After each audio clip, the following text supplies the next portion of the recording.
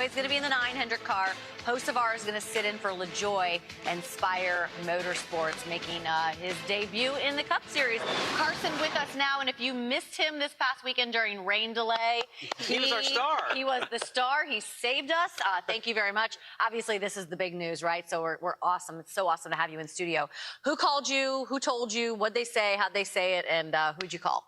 I mean, I don't save contacts in my phone very often, so for some reason, I decided to answer it, and luckily, it was Jeff Dickerson with Spire Motorsports, and he kind of gave me the forewarning of this might happen. This is where we're at. We just talked to Mr. H, and they want Corey in, and we want you in the 7. And I was on my way to Nice Motorsports for a little meeting for our post-race of Charlotte, and he said, hey, like, stay by your phone, you know, wait an hour or two, and we'll call you if this for sure happens. Oh my and did you save that number? yeah, I saved that. I would have too, yeah. But I was in the meeting, and I was almost panicking because I'm trying to put myself as a priority for this meeting as my day job. But the problem is, I could see my phone just start binging and ringing, and I'm like, hey, can I call you back in like 10 minutes? Like, I promised you I'm not ignoring you. And, but luckily, they were really cool, really great to work with. TJ, everybody at Spire. I got to run with them on Saturday, and I answered the call, and just a call I'm going to remember for a long time. And second I got off the phone, I called my dad, and yeah, that was cool and special, and hopefully he gets to come. We own a little coin and jewelry shop, and there's about 4 employees total, and it's tough to shut the store down and have them both gone. So hopefully my parents can both come. That's super cool. I think everybody remembers kind of that moment of where they were. I won't bother you with my story, but I remember that same kind of moment. But I did save contacts on my phone at that time, for sure. What about like your preparation for the weekend? Do you feel like you're ready to go run a Cup race right now? I talked about this earlier. And yeah, I do a little bit. I feel like I'm not going into it blind. I'm doing a year and a half worth of sim work for Trackhouse. You know, Josh Wise and the program and the relationship I have with Nice Motorsports, and obviously Ross.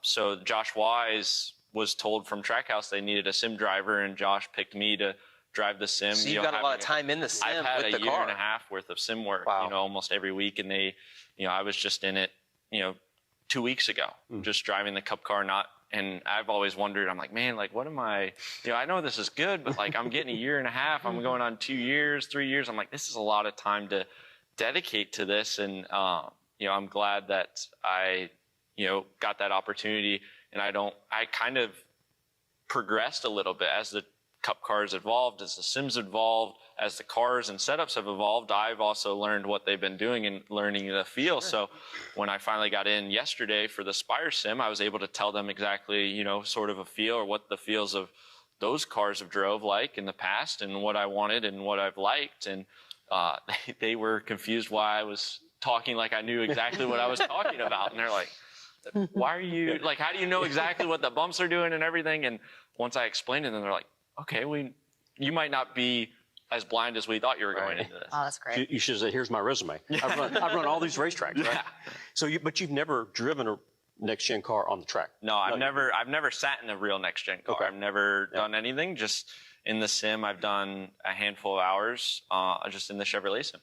So what do you think, what's your expectations? What's a goal for the weekend? What's going to be a success for you this weekend running both series? I mean, the expectation for the truck is obviously very different than the Cup car. Ultimately, we want to win and have a top 5 day in the truck. But for the Cup car, I just really want to see a checkered flag. I want to have no rubs or door marks or anything really on the race car. All 4 fenders. Wherever I'm on the score sheet, I hope it says lead lap and completed all the laps. That's my goal. What about the biggest concern heading into the weekend? You feel like you're ready, and I think that's great that you have all that sim time. But like, what's your concern heading into this weekend? My biggest concern was pit road. Honestly, just so different. I feel like I've had to learn on that, and that's my weakest part.